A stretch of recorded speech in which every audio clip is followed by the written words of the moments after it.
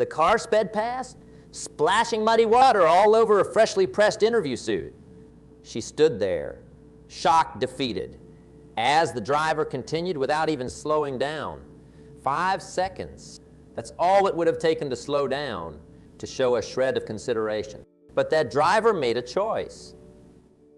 And so did the woman in the now ruined suit.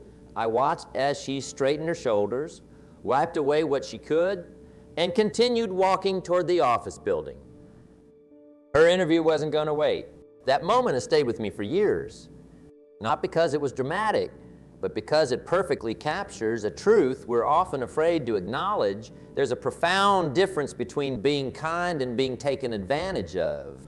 And confusing the two isn't just a mistake. It might be one of the costliest errors you'll ever make. We live in a world that constantly tells us to be kind, to turn the other cheek, to give until it hurts. And there's beauty in generosity, in compassion, in extending ourselves for others. But here's the uncomfortable truth we need to address today. Not everyone deserves your kindness.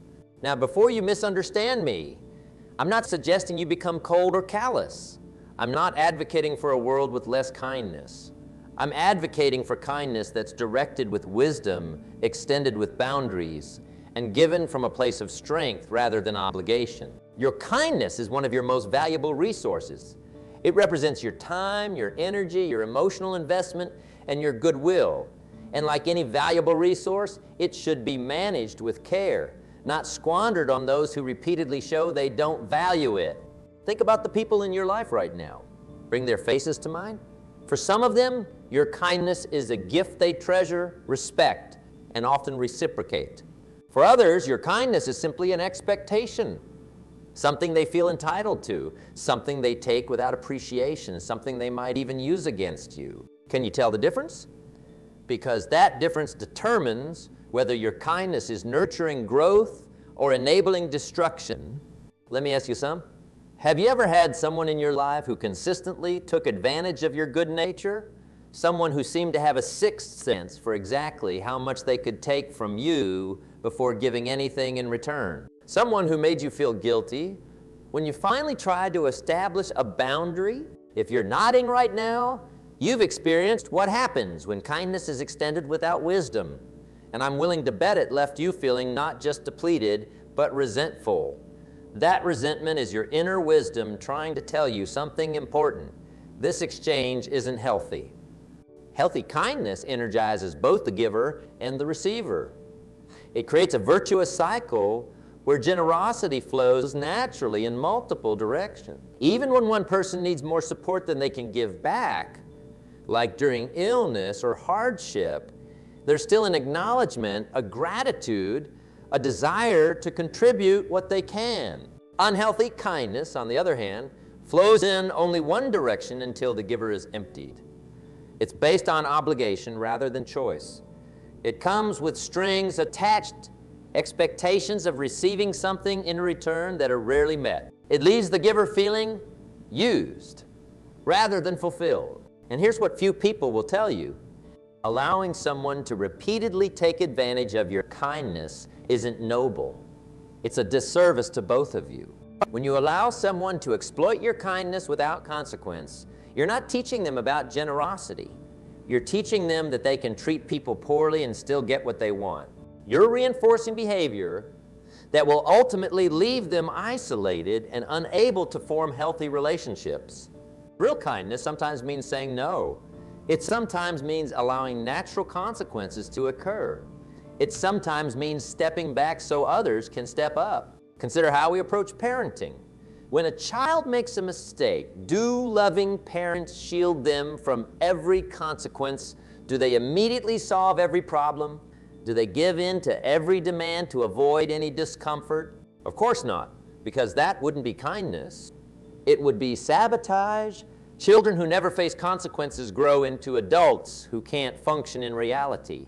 True kindness includes allowing appropriate struggles that foster growth. So why do we so often fail to apply this same wisdom to our adult relationships? I know a woman, let's call her Sarah, who had a friend who only contacted her when she needed something. For years, Sarah would drop everything to help.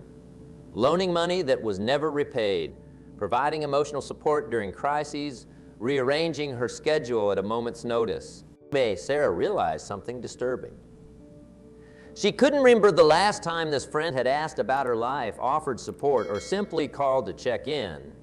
The relationship consisted entirely of Sarah giving and her friend taking. When Sarah finally established a boundary, "I can't loan you money again until you've repaid what you already owe," her friend exploded with accusations. "I thought you cared about me. A real friend would help without conditions. You're being selfish." This reaction revealed everything. It showed that the friend didn't value Sarah's kindness. She expected it. She felt entitled to it. And when that entitlement was challenged, she resorted to emotional manipulation to regain the upper hand. So was it kind of Sarah to keep giving in this situation? Or was she actually enabling unhealthy patterns and teaching her friend that manipulation works? The truly kind action, the one that might actually help both of them, was setting the boundary. Now, this doesn't mean we should only be kind to those who can offer something in return. Some of the most meaningful kindness is extended to strangers we'll never see again, or to those who can never repay us in kind. Random acts of generosity, charity to those in need, compassion toward those suffering. These are beautiful expressions of our humanity that should be encouraged. But notice the difference. These are conscious choices to give without expectation in specific situations, not ongoing relationships where kindness flows in only one direction indefinitely. The stranger you help on the street isn't creating a pattern of exploitation. The charity you extend to those in need isn't establishing an unhealthy dynamic. These are fundamentally different from relationships where your kindness is consistently taken for granted or used against you. So how do you discern whether someone deserves your kindness? It's not about worthiness in some cosmic sense. We all have inherent worth as human beings. It's about how they respond to the kindness you've already shown. Watch for these indicators. Do they express genuine gratitude, or do they act entitled to what you give? Do they respect your boundaries or try to push past them? Do they extend kindness to others when they have the opportunity? When you say no, do they accept it respectfully, or do they try to manipulate you into changing your mind? Do they remember your preferences, your needs, your circumstances, or is the relationship all about? These patterns tell you everything about how your kindness is being received and whether it's contributing to a healthy exchange or an exploitive one. And here's another truth that might feel uncomfortable. Sometimes the person taking advantage of your kindness is someone very close to you, a family member, a longtime friend, even a romantic partner. These situations are especially difficult because the relationship itself can become leverage. If you really loved me, you would do this. Let me be absolutely clear, subject to tolerate mistreatment. Love does not demand that you empty yourself to fill someone who refuses to acknowledge your needs. Love, true love, includes healthy boundaries. In fact, one of the greatest acts of love can be refusing to participate in unhealthy patterns. By saying no to exploitation, you create space for something better to emerge, both for yourself and for the other person. I want to address something important here. Some of you might be thinking, but I was taught that true kindness expects nothing in return. Isn't it selfish to think about what I'm getting back? This is a common misconception that causes tremendous harm. Kindness without expectation of specific returns is indeed beautiful, but kindness without any boundaries at all isn't sustainable, and what isn't sustainable eventually ceases to exist. Think of it this way. A river gives water constantly, but it also constantly receives. If a river only gave and never received, it would soon be empty. No longer a river at all, but a dry riverboard. It must be replenished to continue flowing. This replenishment doesn't have to come from the same person you're giving to. It can come from other relationships, from self-care, from spiritual practices, from many sources, but it must come from somewhere, or eventually you'll have nothing left to give. And that leads me to another crucial point. You must include yourself among those deserving of kindness. So many of us find it easier to be kind to others than to ourselves. We push through exhaustion to help a friend move. We forgive others' mistakes while berating ourselves for similar errors. We put everyone else's needs before our own until we're running on fumes. This isn't noble, it's unsustainable. And ultimately, it reduces your capacity to be truly present for those who do value your kindness. Self-kindness isn't selfishness. It's stewardship. By maintaining your own well-being, you ensure that your kindness remains a renewable resource rather than a finite one. You know, on airplanes, they always instruct you to secure your own oxygen mask before helping others, even your own children. There's profound wisdom in this counterintuitive directive. If you pass out from lack of oxygen, you can't help anyone. If you deplete yourself completely through boundless giving, eventually your kindness well runs dry. I've seen too many good-hearted people reach this state of depletion, this kindness bankruptcy. They gave and gave and gave to people who took and took until one day they realized they had nothing left. No energy, no goodwill, no capacity to extend themselves even for those who truly appreciated them. What a needless tragedy. With better boundaries, they could have maintained their generosity indefinitely. Something important today. Where in your life are you giving from obligation rather than choice? Where are you extending kindness that's being exploited rather than valued? Where are you saying yes when your heart is screaming no? And more importantly, what would change if you redirected that kindness to those who would truly appreciate it, including yourself? Your answer to that question, where to direct your kindness, will transform everything. Because here's something few people taught us. Kindness is not just a moral virtue. It's also a strategic resource. When directed wisely, it creates the conditions for extraordinary growth, meaningful connections, and lasting impact. When scattered indiscriminately, it can actually enable dysfunction and prevent positive change. Let me tell you about two gardens I once observed.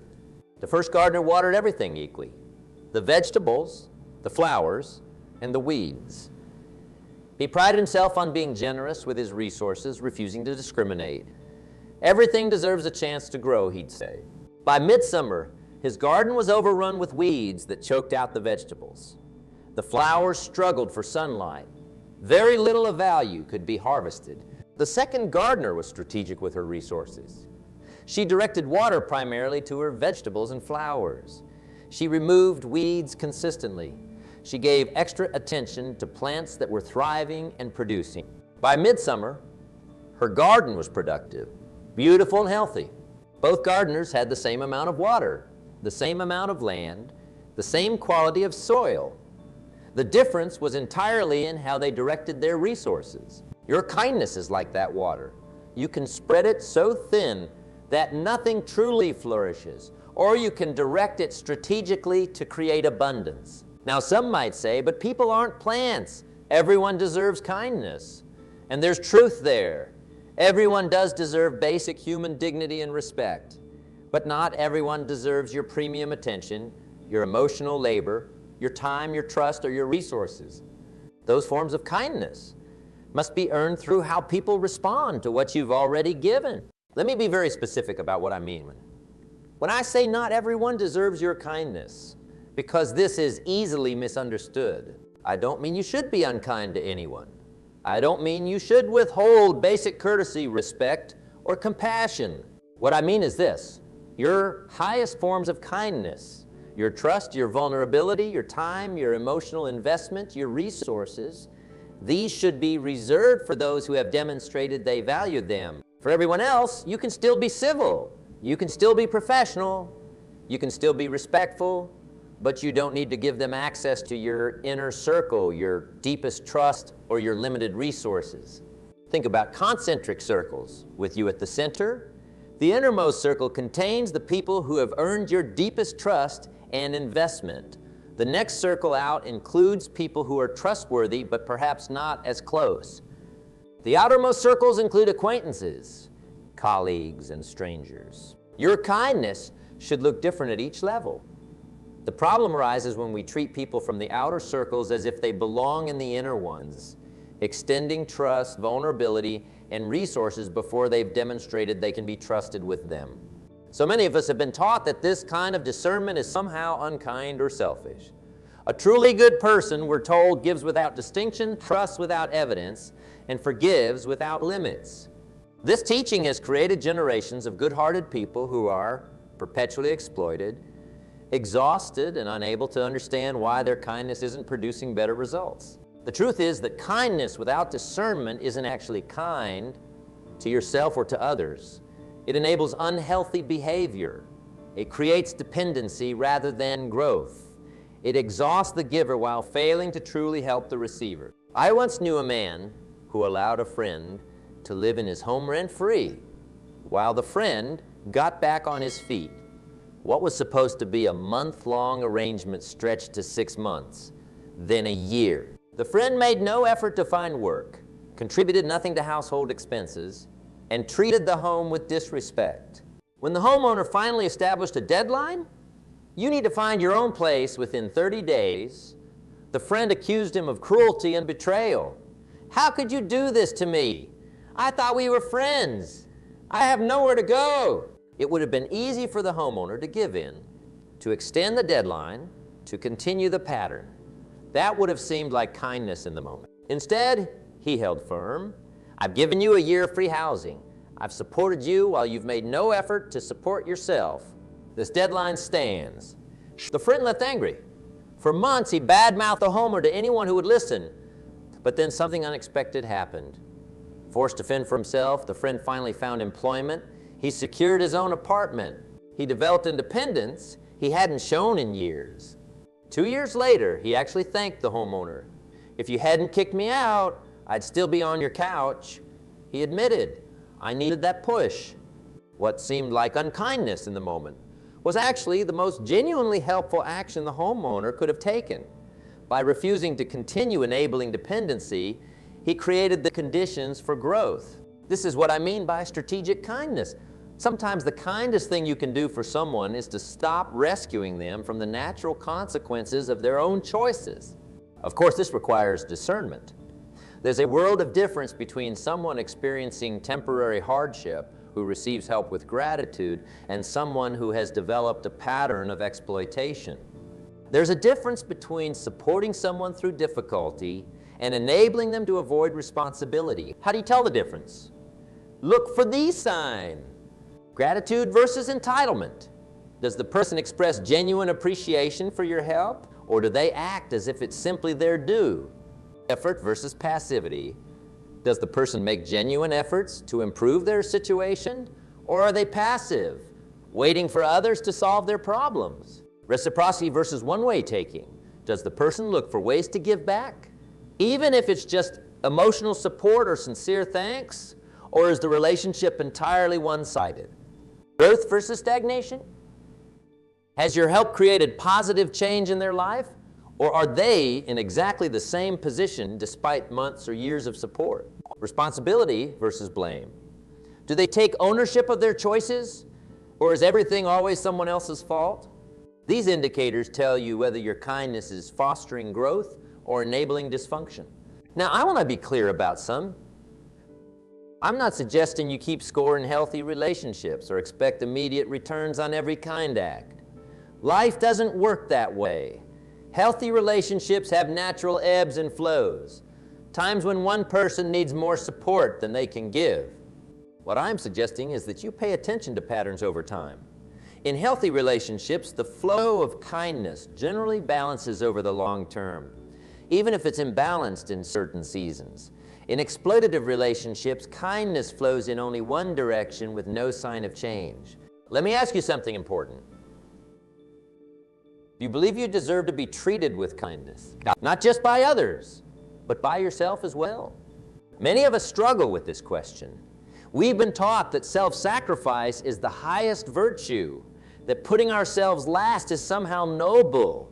We feel guilty setting boundaries or prioritizing our own well-being. But consider this. If you consistently treat yourself as undeserving of kindness What message does that send to others about how they should treat you? When you repeatedly sacrifice your own needs, sleep health, or peace of mind to please others who show no appreciation, you're not just hurting yourself. You're teaching them that your boundaries don't matter. You're showing them that they can take without giving. You're training them to exploit rather than appreciate. Is that really the lesson you want to teach? Self-kindness, respecting your own boundaries, honoring your own needs, valuing your own time, isn't selfishness. It's the foundation of sustainable generosity. It's what allows you to keep giving without burning out. Think about it this way. If your phone battery is at 10, do you continue to use it until it dies completely? Or do you plug it in, recognizing that it needs replenishment to be useful? Your capacity for kindness works the same way. It needs regular recharging to remain operational. And you are the only one who can ensure that happens. This means sometimes saying no. It means sometimes prioritizing rest over one more obligation. It means sometimes letting people be disappointed rather than depleting yourself to please them. These choices aren't selfish. They're necessary for sustainable kindness. I want to address something that holds many good-hearted people back from setting boundaries.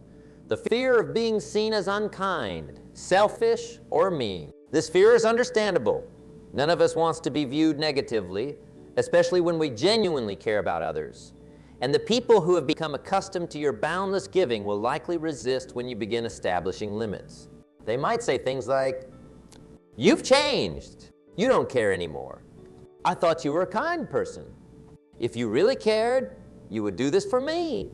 These statements are emotional manipulation, plain and simple. They're attempts to use your good heart against you, to make you feel guilty for having perfectly reasonable boundaries. The truth is that kind people with healthy boundaries may hear these accusations from those who preferred them boundaryless, but they'll also receive profound appreciation from those who value authentic, sustainable relationships. Which feedback matters more to you? There's another cost to boundless giving that we rarely discuss: the resentment it eventually creates. When you consistently give beyond your capacity to those who don't appreciate it, resentment is the natural result. You begin to feel used rather than valued.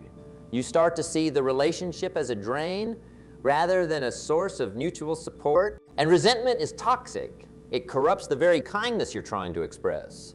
It turns giving into a grudging obligation rather than a joyful choice. This is why boundaries aren't just good for you. They're good for your relationships too. They prevent the buildup of resentment that would eventually poison the connection. Think about the healthiest relationships in your life. I'm willing to bet they include clear expectations, mutual respect for boundaries, and a general balance of giving and receiving over time. These elements don't diminish kindness. They create the conditions for kindness to flourish indefinitely.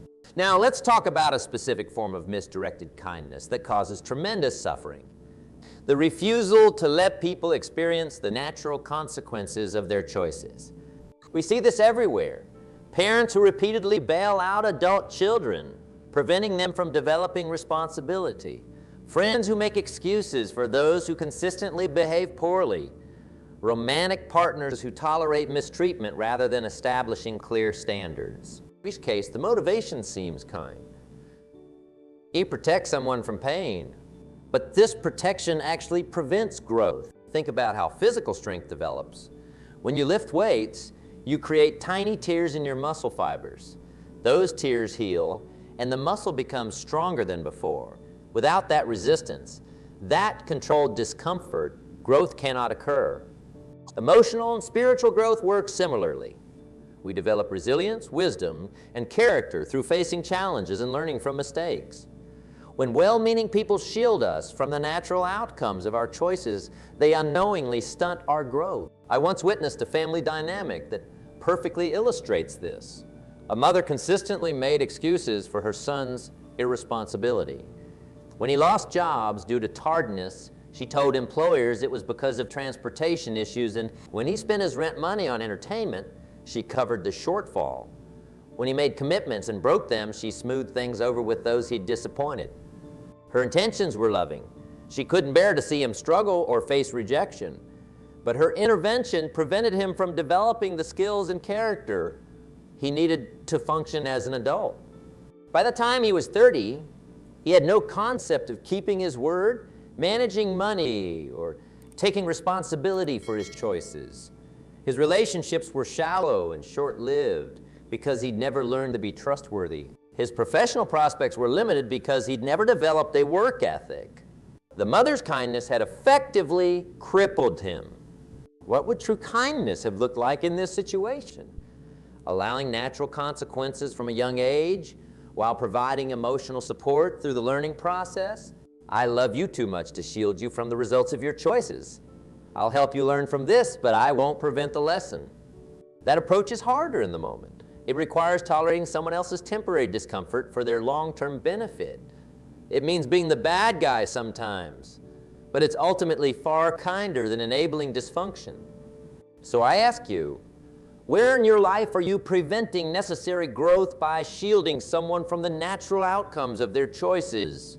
Where are you calling it kindness when it's actually fear, fear of conflict, fear of their displeasure, fear of being seen as mean? And what would change if you redefine kindness to include allowing appropriate consequences? I know this isn't easy.